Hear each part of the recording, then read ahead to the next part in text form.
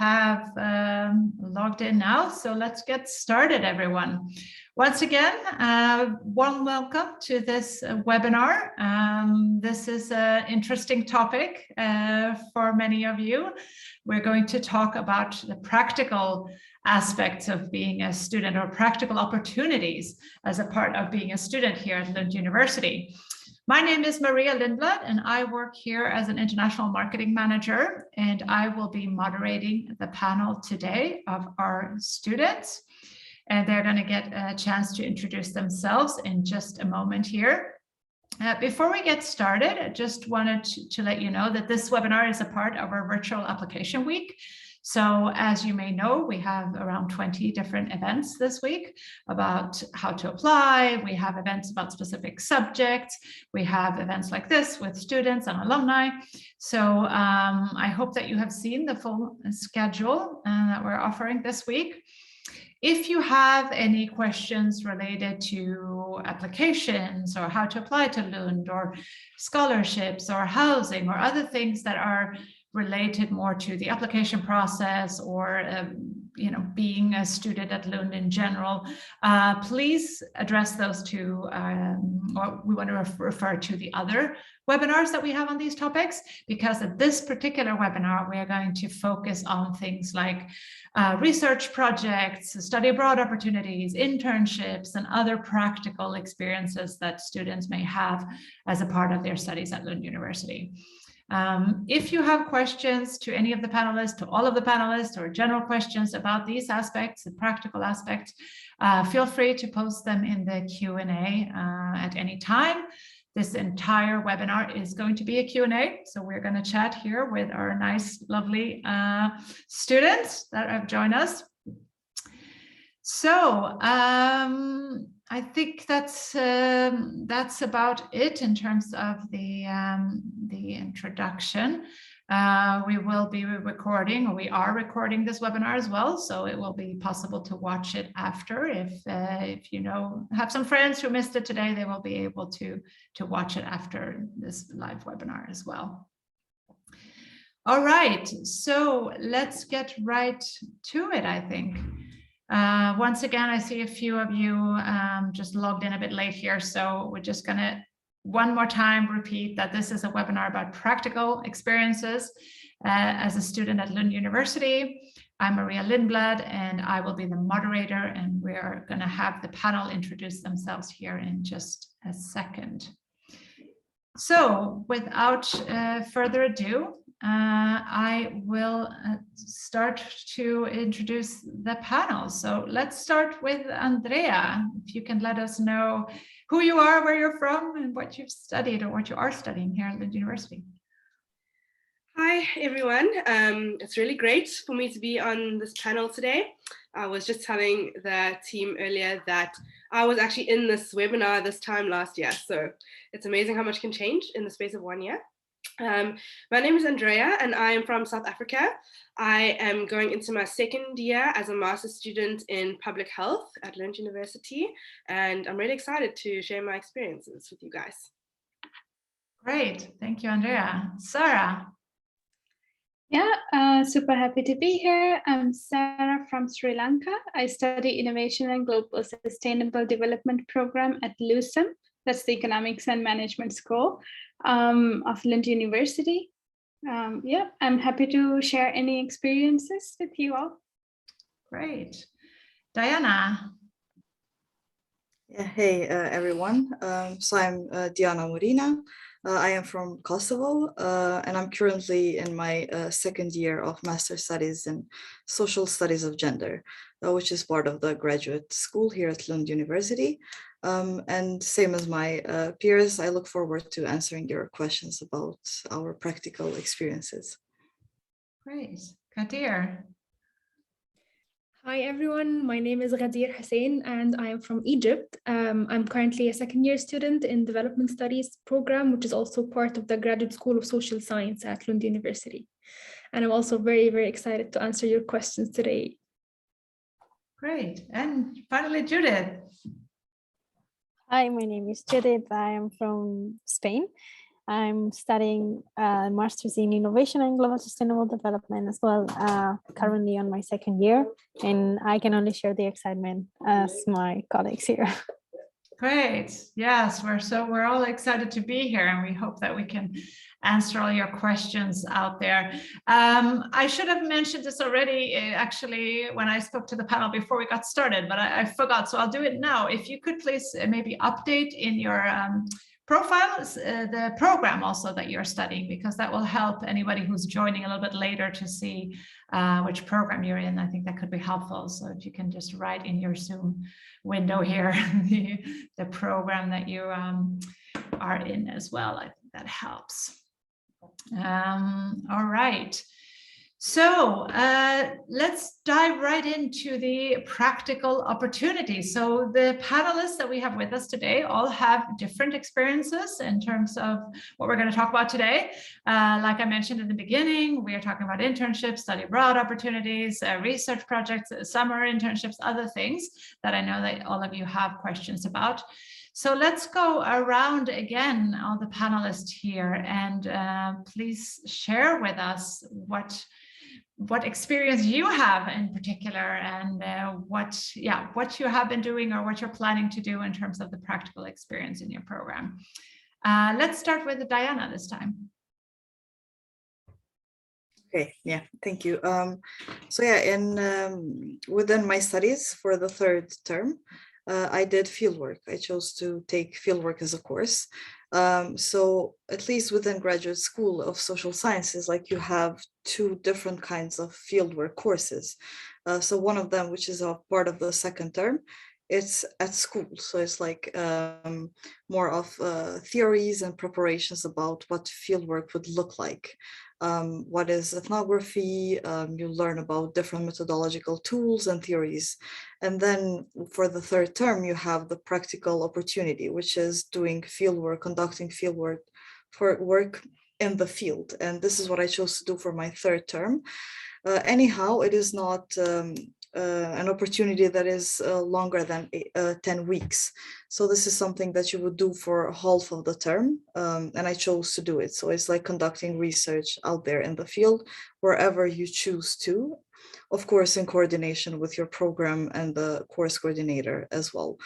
So as I mentioned earlier, I am from Kosovo, and I'm doing gender studies. So I thought that I can combine these two, because one of my aims from this master program is to produce contextualized knowledge for my region. So I decided to take this course for 10 weeks, starting from late August to end of October, and conduct fieldwork in Kosovo about obstetric violence. So yeah, for that is my practical experience. Of course, there's much more to it, like how was it organized, and traveling and health insurance and such. But maybe we can go into that throughout the seminar. Absolutely. I think we're going to basically dig into all of that during this hour. So that's great. But thank you, Diana. It's great to hear what your practical experience was. And I want to, before we continue on through the panel here, I just want to say to those of you participating, if you see a question in the Q&A and you have the same question, it's also possible to upvote or to click like on that question, and then we'll see if there are many of you who have the same questions, because I think a lot of questions will come up here as we go. But I'll move on to Judith, and please tell us what your practical experience will be. Yes, exactly. I'm going to talk about what my practical experience will be, because I have not gone yet. But next semester, like studying in January, I'm going to do what in my program is called an innovative practice in Costa Rica. So this is a research/internship experience in partnership with Universidad Nacional in Costa Rica. And basically what we do is also kind of field work, so that we can gather data for what we will be writing as our master thesis during the second year. So yeah, that's about like the overview of it. Yeah, great, Judith. So for those of you who are kind of thinking about it, Judith can share some experiences about what it's like to prepare and so on. We'll get to that as well. Ghadeer. Yes, now I'm doing my internship. It's also part of the program. We have different options, either fieldwork, elective courses, or exchange semester, or conducting an internship. So I chose to do an internship as part of my studies, and it's a research internship in a Center of Global Migration in Gothenburg University. So also there's so much about this I would like to share with you. Maybe after we go and present our practical experiences, I can share more about my internship and what exactly I'm doing and how did I find it. Perfect, thank you. That sounds great. Sara. Yeah, so I'm actually involved in 3 practical experiences, if I may. One of them is already done. As you can see, Judith and I are in the same program, and we have 2 theses in our program. So I did the first one with a nonprofit organization called Skåne Startups, where I gathered data for my first year thesis. And now I'm working with innovation project and entrepreneurial ecosystem project with Malmö municipality. And I also work as a sustainability consultant with a student organization called 180DC. Great. Oh, so you have several things to share with us here today. That's great. Andrea. So my most recent research or internship experience was actually through an NGO in South Africa that I was able to find through a professor at Lund University in the Department of Global Health and Social Medicine. So I spent about 4 months this year over the summer and 2 months during my course elective period doing some research in sub-Saharan Africa, which is an area that I'm particularly interested in. And we were gathering some global burden of disease data in these areas, and working with an NGO has been very interesting. So if you'd like to hear more about that, then I would love to share that experience with you guys. Great. Yeah, we're already getting some questions here. I think a lot of them popping up in the attendees' heads here while we started, and I think we've only scratched the surface, so we'll get into it. But some things that I know that we always get a lot of questions about is, besides, of course, what opportunities are there, is how do you get these opportunities, and also if they are a part of the program or they're not a part of a program. So I want to talk a little bit about that. So if we can start by just, if you could just tell us that if your particular opportunity was built in, some of you mentioned this already, but we can talk about that again. If the opportunity was built in to your program, or if this was an elective or a side project for you, or if it was something that you were expected to do or an extra thing that you added. So we can go the other way around. If you start, Andrea, this time, was this a part of your program? Yes, so something that I really love about my Masters in Public Health program is that it really gives you an opportunity to shape your experience. So we have a total of an 8-week elective period where we could either do coursework that we choose from any department in Lund or within the medical faculty, or we can source an internship, which obviously needs to be approved by the university. That can give us a bit more practical experience. And this internship can be anything related to public health, as long as you can justify why you think it will contribute to your learning. I found this opportunity through one of the university professors that taught me in a course called Health Policy, which is a subject area that I am personally quite interested in. And it does take a lot of networking, and it takes a lot of work sometimes to be able to find these sorts of opportunities. But I would encourage you, if you find a subject that you're really interested in, it is definitely worthwhile to contact different researchers. You can be a part of a research group, or to contact professors in your faculty to find out if they know of any opportunities. So for me, I was quite fortunate in that one of the lecturers that I emailed had a project that he was working on during the summer, and I was able to join him as part of that project. So that is how I found my particular internship opportunity. Great, thank you. Sara, what about you? Were your projects part of your program, or was it something you did as an elective on your own? Well, the thesis, you have pretty much quite a big range to select what you want to work on. So I reached out to Skåne startups to learn more about the ecosystem here in southern Sweden. Also, it's there's no structure. You can just go and venture into any subject area that you like. So it's really up to you to see where you want to learn more and how you want to develop your knowledge in a field. Okay, thank you. I hope that answers the question. Yeah, I hope so. Yeah. So as I mentioned, it was one of the options that we have in the third term. I chose to apply for this research internship in particular because I already have some work experience in different development projects, and I wanted to be exposed to research and academic research, and this is why I applied for this opportunity. I also applied for courses, and I was thinking about how to choose and to think about one of those options that we had, the 4 options. But eventually I ended up doing this internship, and I found it very, very, very beneficial for me at this point to do a research internship in a topic that I'm interested in. It studies mainly migration, both in the Middle East and in Europe. And this is something I'm passionate about, and I was looking for this, for a similar opportunity. So it was one of the options that we had. Okay, great.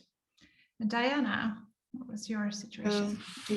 Same as Ghadeer, because like we are in graduate school of social sciences, both of us, but very early in the second term of the first year, we had these meetings with the graduate school, like events kind of, at the time online, where they would share information prior. So you kind of like, you just start your second term, but you already have an idea. You start to think about what to do in this third term, which I think was very, very good, well organized and structured, because in the second term as well, you have elective courses. So if you're planning to do an internship or do field work in the third term, you already start preparing for that in the second term as well, and choose elective courses that might help you, might facilitate your third term.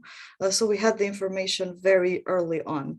At the time, I was considering both an internship and field work, but considering that I had a master thesis in mind already, I thought that fieldwork could be of great support for that, because like the data that I have collected throughout my fieldwork for 2 months, hopefully will be valuable and will be used for my master thesis, because it's the same thing.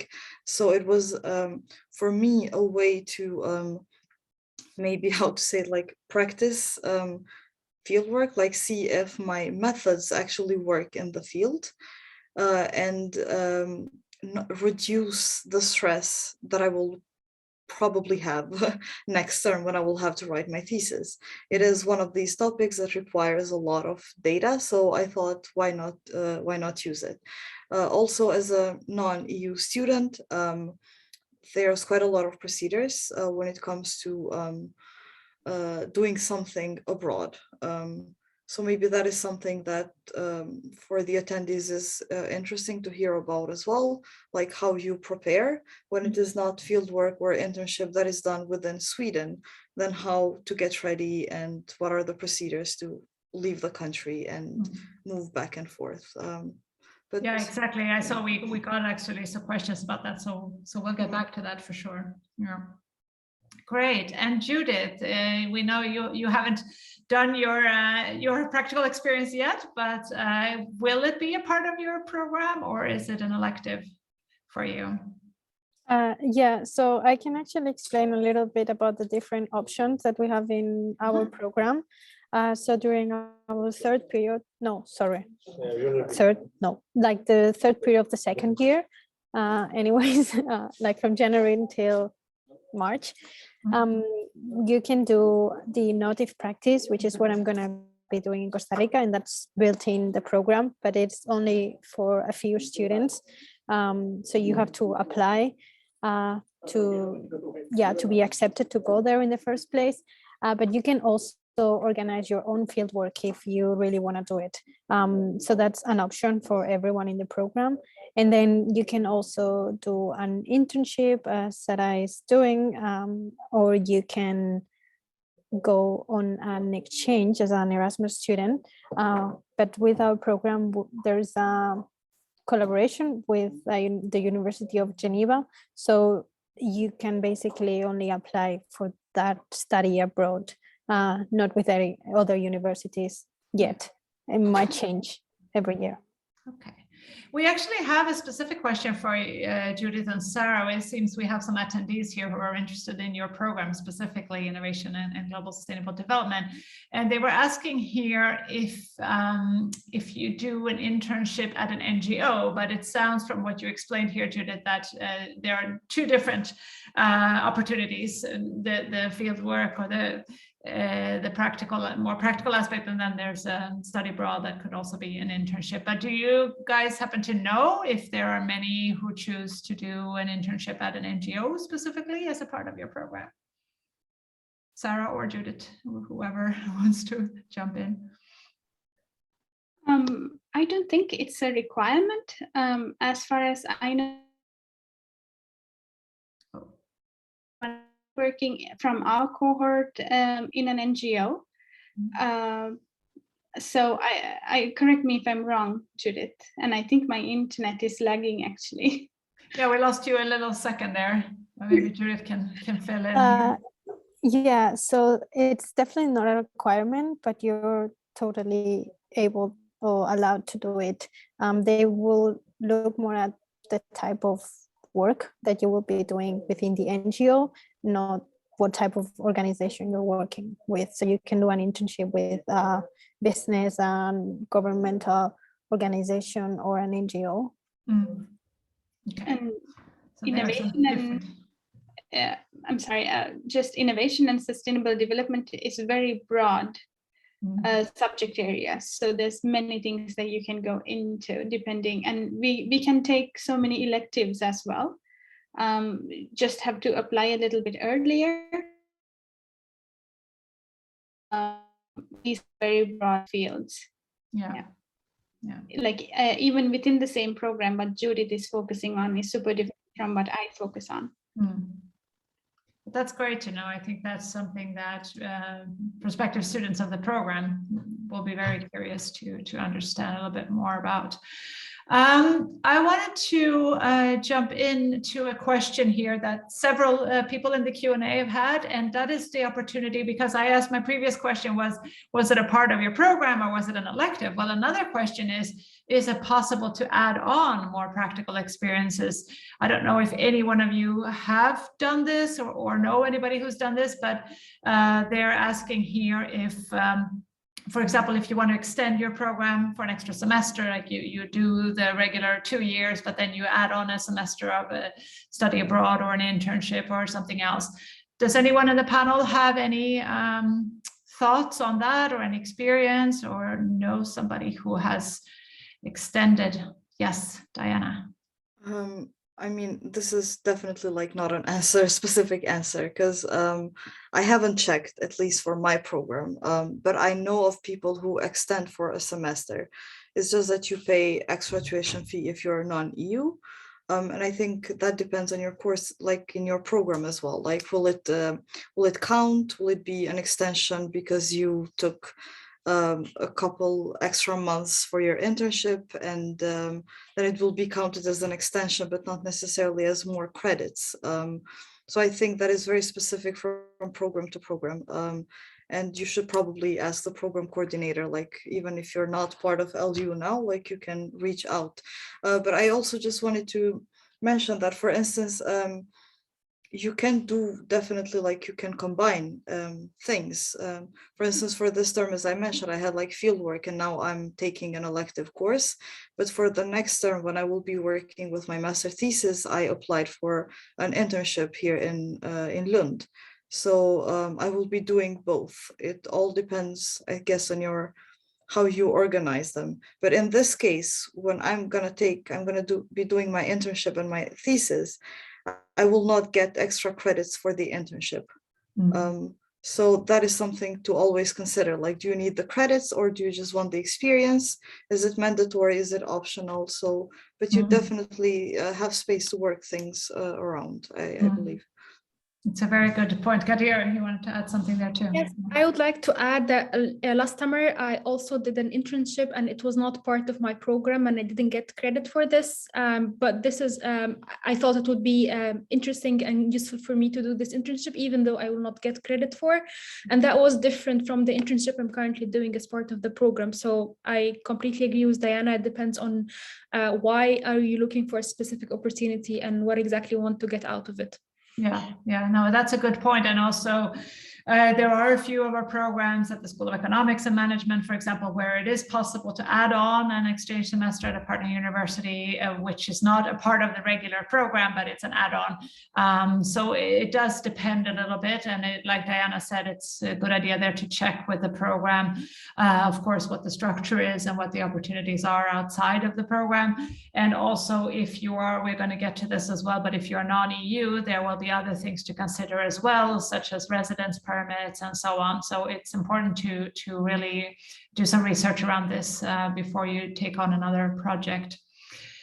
All right, and speaking of timing a little bit, I know that we got a question here a bit earlier when it comes to when you can do these practical aspects. I know it varies a little bit between the programs, and you mentioned it a little bit, but I think we should go around the panel again and talk about when in your studies is it a good idea, according to your experience and the specific opportunities that you've done, to jump into this kind of practical, whether it's an exchange or a research project or an internship or field work.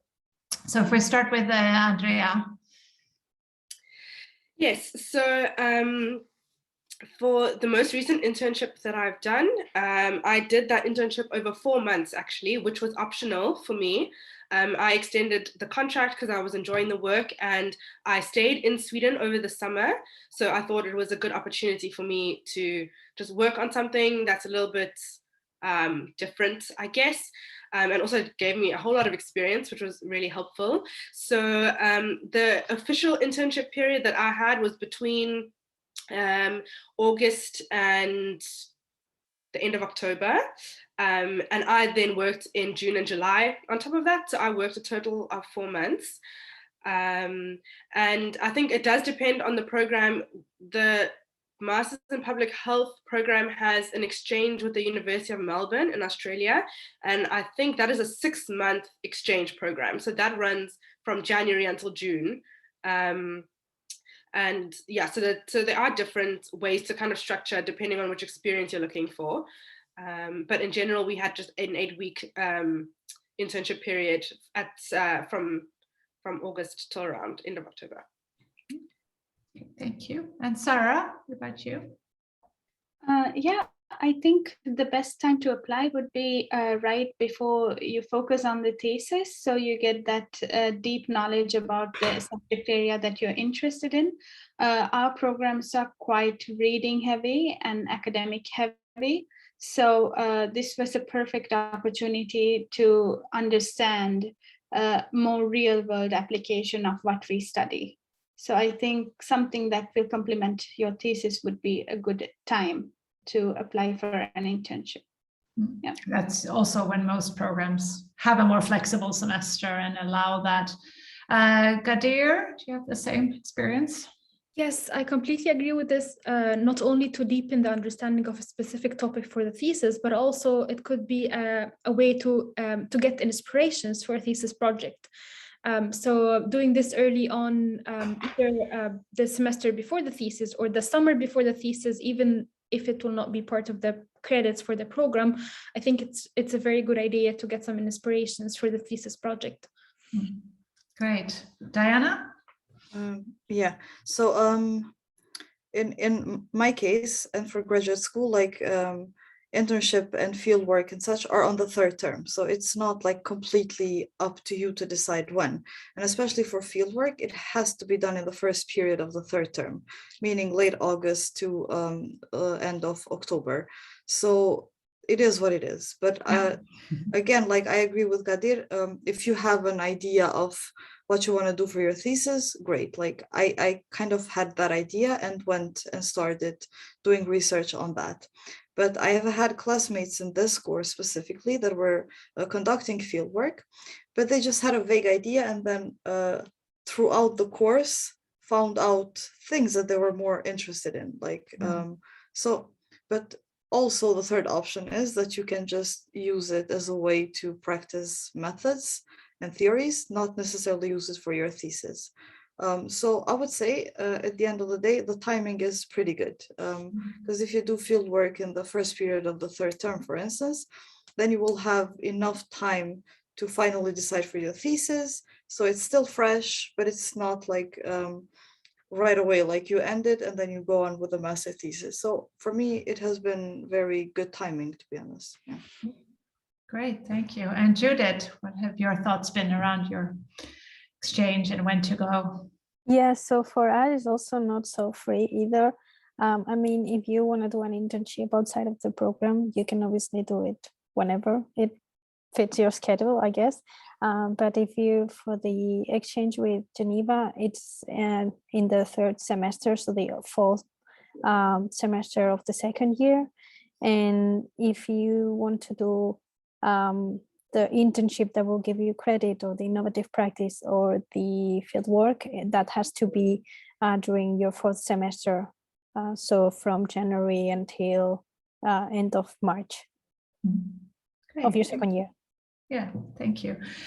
We have a few questions here that have come in and that many students are asking, so we are going to get to those. And one of those is question regarding how you were able to find your opportunities, if the university was able to assist you, for example, with an internship or a field work, or if this was something you had to organize completely on your own. Let's start with Sara for this one. Yes, so with the study abroad and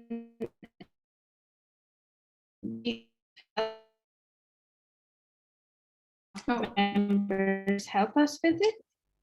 Oh, yeah, we lost you in a moment there, Sara. Go ahead. Yeah, again, for the innovative practice, I think Judith will explain a bit more. We do have help to figure it out and to do the application. For the internships, you can reach out on your own. Also for practical experiences, I think you can reach out on your own, discover different organizations that work for your field of interest. Yeah. Judith, yes, since you're in the same program, you can tag along. Yeah, here. exactly. Yeah. Just to piggyback on that, and specifically for LUSEM, so the School of Economic Management, there's a portal where you can find opportunities for internships, student jobs. So that's also a resource that we can access to, where companies are already posting opportunities they offer. That's great. Ghadeer, what was your experience? Did you get any help in finding your opportunities? So the internship process, looking for an internship, is mainly depends on each student, but still we can get some kind of mentorship or coaching from the school. So we can ask the staff about this if they have recommendations, if they have ideas, but the biggest part of this process actually depends on each student. And I think this is also a good practice for us to start looking for opportunities for internships as a preparation for looking for a job after graduation. So during the process, I was looking into different platforms online and doing some search, like on LinkedIn, on different platforms. And I found this opportunity online and I applied. And along the way, I was also talking to the staff in graduate school and getting some mentorship about this whole process. Great, it's a very good experience to share there. And Diona, since you're also in the same department, if you will. Yeah, yeah, similarly for fieldwork, especially like, yeah, it's the what and where, it's up to you. It solely depends on your interests. The support that you get though is, for me at least, has been very, very like big in many senses. Starting from early May, you meet the course coordinator. And so the process of deciding what and how and where and how it will happen goes together with them. Like you submit papers, research proposals, and then you get feedback, and then you can ask for meetings. So the course coordinator can tell you, is it feasible? Like, is it something that you can do in that period of time? And graduate school, for instance, like Lund University in general, has a list of countries that you are not recommended to go because of the political situation or whatever. So you can go and check there. So there are some steps of how you can make sure that you're going to be safe and sound wherever you decide to go or whatever you decide to do. And when you submit these research proposals, for instance, you write down how you plan on finding accommodation, and do you know people there and such. So the course coordinator and the graduate school can make sure that nothing is potentially like going to happen to you wherever you go. And then you also get support with the formal agreement that you can sign with the university, or you can have an organization or an institutions in the country where you're going, so they have alternatives of keeping in touch with you, because anything can happen wherever you go. And then they provided support with the health insurance, residence permit, like to make sure that I would not have any issue. So yeah, they didn't provide that part of like deciding what to do, because that's up to you, but everything else was taken care of together, not just one-sided. Yeah. Great, thank you, Diona. And finally, Andrea. So like I mentioned earlier, my opportunity to do an internship just arose from being in contact with different university professors. And you do have to be quite proactive, because it is, especially in public health, and especially during this period of time, getting an internship is quite competitive. So it always helps to look for opportunities on, for example, LinkedIn. Of course, get in touch with research groups. Looking on university websites is very helpful. And in my particular program, it's quite an independent process finding an internship. They do post a list of internships that past students have done, but that is obviously no guarantee that you're going to get the same or similar internship. So yeah, it's quite an individual process, I would say. But I think that's quite nice, because then you can really look for an opportunity that you would like to pursue and that is in line with your individual interests. And then just to give you some examples from my class, so I'm working on a project that is like running in sub-Saharan Africa. There's someone else in my class who is doing an internship about like data hacking in the US. Another friend of mine is from South Sudan, and she's doing like a health promotion intervention. So it really does depend on your individual interest. And those are the kinds of opportunities I would encourage you to look out for, because 8 weeks or 4 weeks, depending on how long you would like to do your internship, is a long time. So it's good to be able to like get experience in something that you genuinely enjoy. Great, thank you so much. That was very helpful. We're getting some questions here about financing, and what I mean by that is students asking if there are opportunities to get a scholarship to go abroad or do an internship, or to perhaps get a paid like research project within the university or somewhere else for that matter.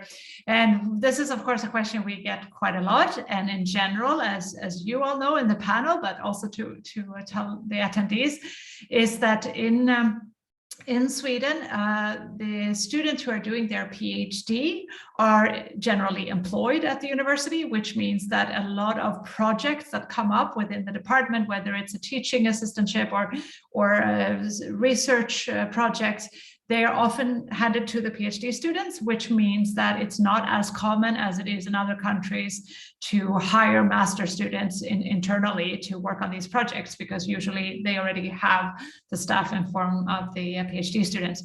However, it does happen, of course, that the university hires master students for different projects. But I just wanted to mention that as a general thing. It's not sort of a part of the system that you get a research assistantship or a teaching assistantship, as I know it is in many other countries.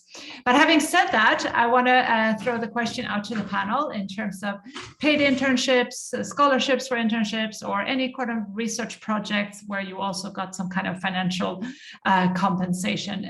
Do any of the panelists have some experience or some tips here they would like to share if somebody's looking for paid opportunities? Judith, let's start with you. Yeah, I'm actually working as a student worker at LUSEM. So I work a few hours with an organization that depends on the School of Economic and Management that is called the Sustainable Future Hub. And I work as a coordinator of the student network. So, I mean, I can explain more about the Sustainable Future Hub, but that's maybe a little bit off topic. But there are student working positions within Lund University, and those are actually really great because they're designed for students. So they know that you have a certain amount of hours that you can work, and you, for example, are only allowed to work a maximum of about 8 hours per week, so that you can combine your studies and your work. Great. Yes, both we have all the panelists have something to say about this. Let's Diona, let's jump to you. Yes, I just wanted to mention, like, I didn't apply, but anyways, we received the information. It was in the LU website, but also graduate school like sent the information about fieldwork scholarships. So they all had different criteria. Some were just for EU students, some not. Some had specific requirements about the research and such. But I remember that there were opportunities, but you always receive the information in time. In my case, I also have a part-time job, and I am a Swedish Institute scholarship holder. Plus I was going home, so I didn't have to pay for accommodation, so I didn't try applying. But yeah, there were some opportunities, maybe not as many as we would wish we have, because they were only 2 or 3.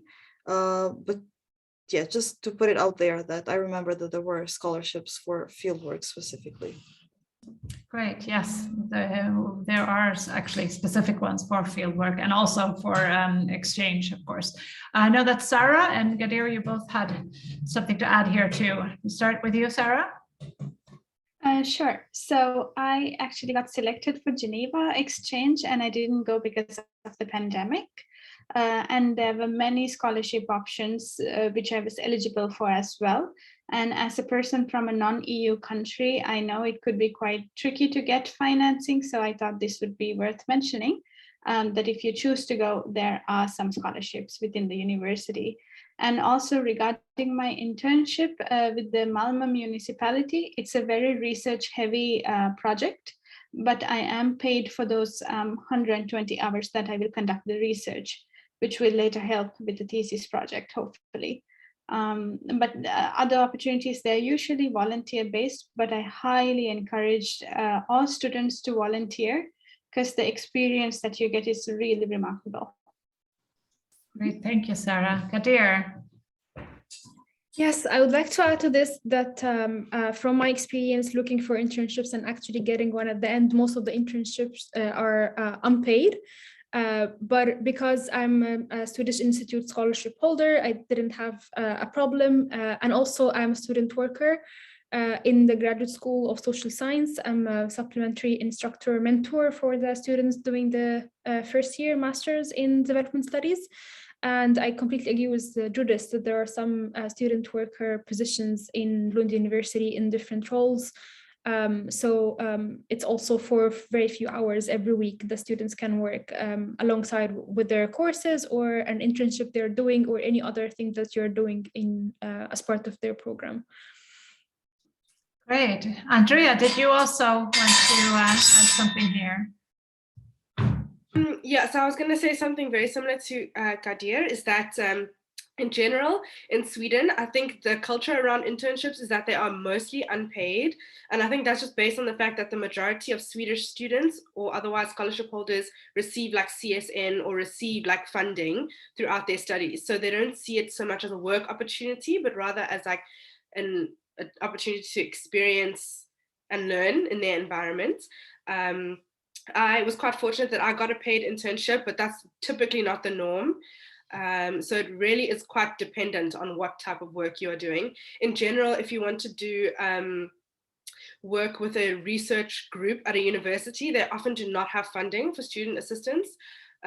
So I think it's really very dependent on the internship that you are applying for. Great. I think that was a perfect summary from all of you. There's another question here that we've kind of promised that we would get to, and that I know that many of the attendees are having. And this is related to students coming from outside of the EU. So both the fact that students themselves might be coming into Sweden as a non-EU student, and then have some concerns about what does it mean if they go and study abroad or do an internship abroad, but also related to doing your opportunity outside of the EU and what that can entail.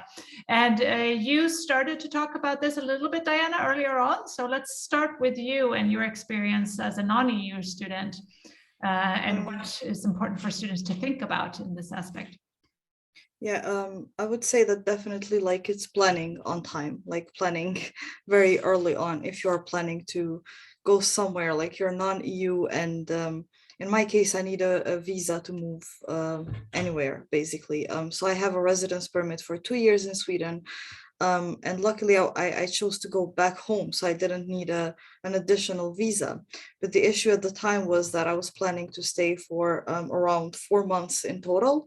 So 2 would be just for my research, and the 2 first for summer holidays. And then I got the information from different sources that, but if you stay for too long outside of Sweden, then you might have issues with your residence permit. It can be withdrawn.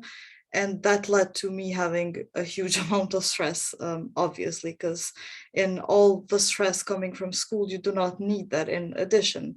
I did find a lot of support from graduate school, but they also didn't have very, very, very specific information about such cases, because with COVID and new rules, new laws in Sweden, things change on daily basis.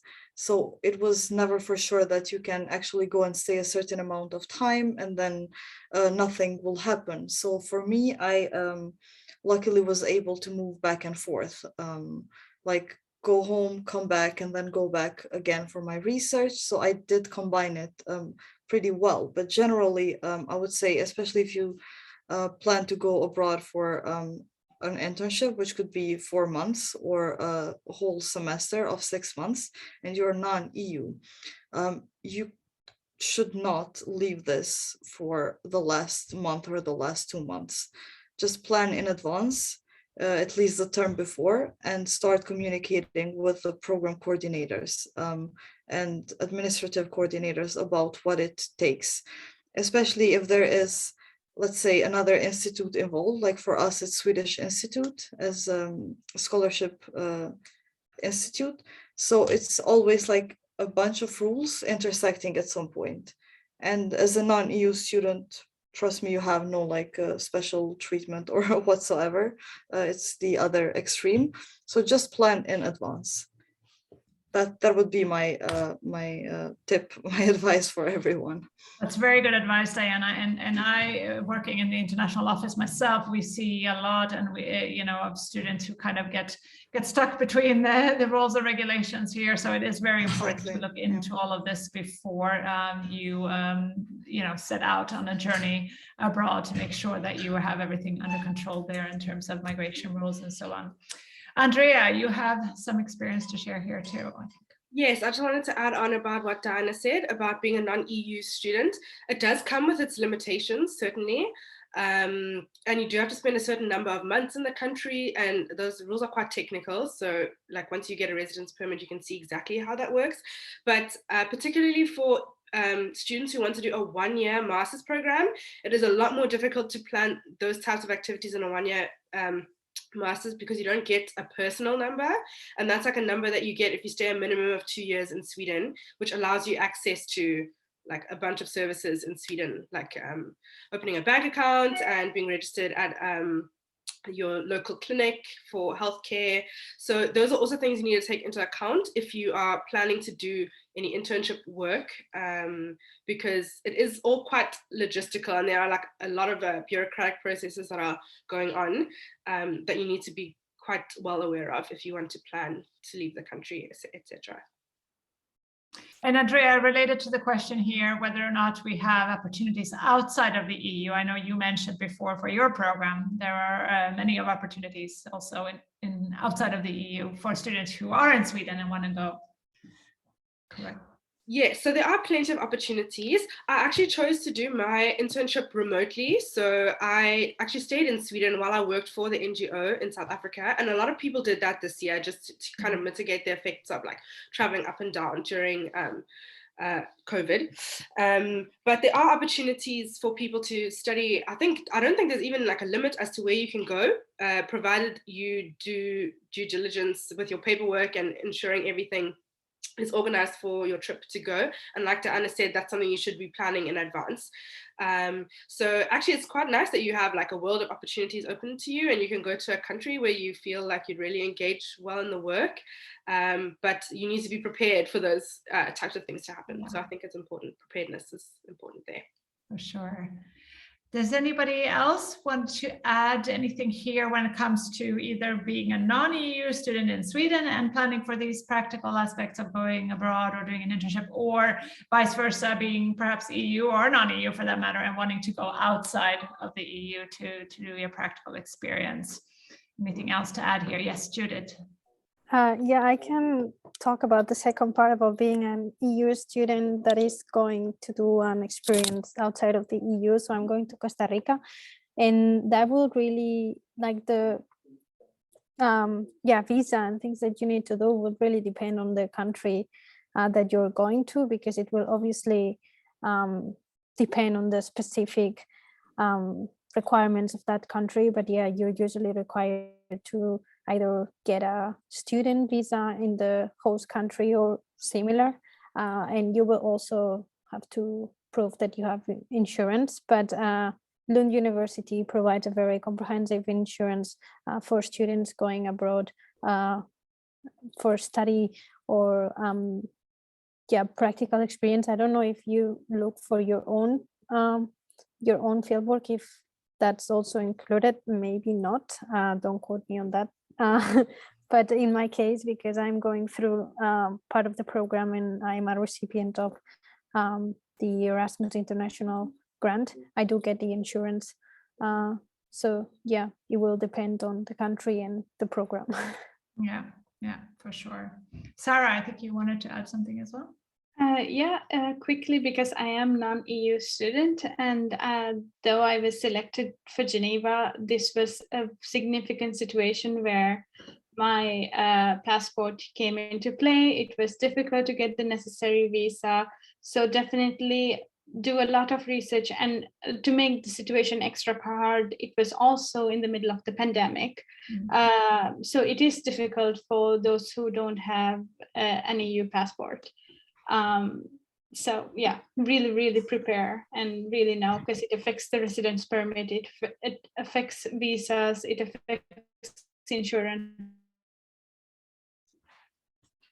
Yes, exactly. And I think that is really the key message from everyone here today is prepare and make sure that you look into this well in advance so that you don't get in any unfortunate situation where you're out of your insurance or out of your permit in any way, because it's very important that you plan for this and look into all the rules well ahead of time. We're running short on time already here. There's so many good questions still coming in, and the panelists have a lot of great things to share as well. But I do want to move on to one important part that I really hope that all the panelists can share with us, and that's a little bit about how you feel that you will be able to use this opportunity in the future, what you feel that it has added in terms of value to your professional portfolio, if you will, and to your CV, and what your thoughts were around your practical opportunity and how that would help you in your future career and after graduation at Lund. Because I think that a lot of the people attending today are considering, is this something I would want to do if I study in Lund? Should I do it? Should I not? So we want to hear both your thoughts, why you decided to do this and how you think it's going to help you, and if it's something that you recommend, of course, for attendees to do as well if they become future students at Lund. Let's start with you, Ghadeer. Yes, so basically my research internship is migration and development, and the program I'm part of is development studies. And as I mentioned, because I've already worked in different migration-related development projects before, I wanted to do something different, and this is why I applied for this research internship, and that was my plan.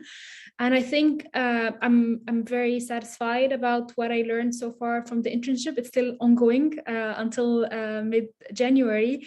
So far, I'm very grateful that I got this opportunity, because it opened like doors for me thinking about academia and getting closer to research and academia and having this in mind, because I think I spent a few years far from studying and far from academia. So it was just on time in the right time for me at this point to do a research internship and to explore the hard questions and the things that I was engaged in practice, and explore this theoretically in a research project. And also I learned from different researchers who are on different steps ahead of me in this research project, professors or research assistants or other students. I think that was also helpful to get some insights and get some of those interactions among researchers in the research project, especially in social science and development studies, where this is very, very beneficial. And I would definitely recommend when you look for an internship, look for something different and something that would add to your portfolio, add to your CV, add to your skills.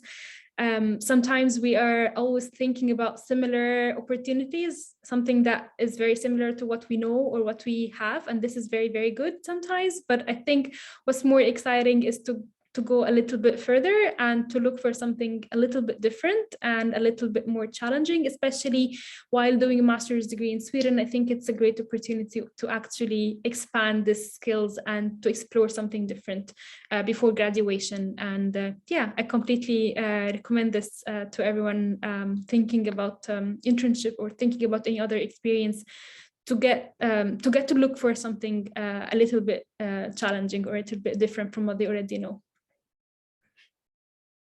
Ghadeer. Sara, what about you? Definitely recommend it. And I mentioned I'm a student sustainability consultant with 180 DC, which is a student network, one of the global largest ones. Those opportunities are very rare to find, but if you do find it, do apply, do join, and take maximum advantage of everything offered at Lund. And they're recruiting all the time. It's hard to get in, but if you do, it will be super good for your career as well as academic experience. Yes, great. Andrea, what do you say? I think my final advice would probably be look for something that genuinely interests you, and sometimes you'll be surprised that the work experience either is or isn't what you expect, and that's okay. I think what's important is that you just go for it. I was a bit nervous because I do not have a lot of work experience, but actually I found that being in an internship environment gave me a lot of support and a bit more confidence in being able to actually apply for jobs after this master's. And yeah, I think it's a worthwhile opportunity. It does take a lot of work, a lot of personal effort, but as a whole, I think it's really rewarding to be able to do some practical work in areas that you enjoy. So. Great, thank you, Andrea. Diona. Yeah, I would also say that it is an amazing opportunity. For me personally, it was just putting myself out there, because you can read a lot about field work, about ethnography, different approaches, different theories, methods, and such. But reading is reading. Going out there is really going out there. Like, you never know what can happen, like the connections that you have with your participants, finding participants, stressing out sometimes, and sometimes feeling like you have it all and like you know what you're doing. I don't know, it's just like it's a lot of feelings basically, but it is I would say the highlight of practical opportunities, at least for me, because you're on your own most of the time, and you become a real researcher in the field, finding out what to do and how to do things. And on the short term, I would say that it will be beneficial for my master thesis, because I already have the data. I might just do a bit more work and keep working with that. So that might be the short-term benefit, definitely. On the long term, I'm hoping that it will be something that will facilitate my path in the academia. In a couple of years, I would potentially like to continue with my PhD studies. So I think this will be a good jumpstart, basically. So yeah, if you have any interest in something and you want to find out on your own, this is a chance, I think. Yeah. Great, thank you, Diana. And Judith? Yeah, I can only kind of subscribe with what my peers have said so far, but in my personal experience, I'm yet to go for my fieldwork / innovative practice. I have the feeling that it's going to be an amazing opportunity to put into practice all what we have been learning so far, and I can also speak from my past experience as a bachelor student, not at Lund University, but I guess like when you are doing an internship or a study abroad experience, it's all about opening up to new opportunities and just seeing the world in a different place. So yeah, it's always, yeah, it really opens your mind. And I don't think I would have done many things that I've done had I not gone on my semester abroad when I was an undergrad student, for example. So it can feel a little bit daunting. It's a lot of paperwork sometimes, but it's really, really worth it. Yeah, great. So much great advice from all the panelists. It's past our time here, but we do actually have one question left. I don't want to leave that hanging. And I think maybe you, Andrea, might be best equipped to answer this, because this is a question from somebody who's kind of switching their track a little bit. They are transitioning from one academic subject to another. And I know that in your program, this is one of the programs at Lund University that is open to students with different academic backgrounds. And for many of the masters, you actually have to have a degree in a similar subject. You can't just completely switch. But we do have a few programs, and public health is one of them, where you can actually apply even if you don't at all have a background in that specific subject. So, Andrea, do you have any tips here for this person who is asking if this practical experience has helped somehow in the journey of switching into a new academic field? I would say yes. The first thing I would do is look into the program and just see what the prerequisites are. So like Maria has just said, in the Masters of Public Health, there is actually no prerequisite for previous studying and experience. And that means in my class, I have such a diverse range of have a diverse range of professions in the class. So we've got some finance people and bankers studying public health now. We've got some economists studying health. And then of course we have our health professionals, which I think makes up most of our class, statisticians. So I think it's really great that Lund is so open to receiving applicants from many backgrounds, and that also helps with the class because it brings in a completely different perspective into the classroom, and we really are able to learn from each other. So yes, don't let your background deter you from studying a master's degree that you're really interested in. I think what they would probably look for is how you justify or how you would advocate for yourself to be in that program. So yeah, if you're confident in your own skills and you would like to develop your skills further in a different area, then I would say, of course, apply. Yeah, and it's definitely, yeah, it'll be a great experience to be able to do something completely new, and very brave of you to try. So yeah, I hope that advice helps. Great, thank you, Andrea. Thank you so much to all of you who have attended today, and to those of you who will be watching this after, and of course to all of our panelists who shared their experiences and insights. I found it very interesting. I could have kept chatting with you guys for another hour or so at least, just about this. It's very interesting for us to learn as well, since we're working a lot with incoming students. I just posted some links in the chat for you attendees. So if you have any questions, things have come up during this webinar, feel free to send your questions. And there's a link where you can reach us in the International Marketing and Recruitment team. There is also a link where you can connect with these panelists and a lot of other current students and ask them questions about their experiences, whether it's about the academics or more of the practical experiences or other things that we've talked about today.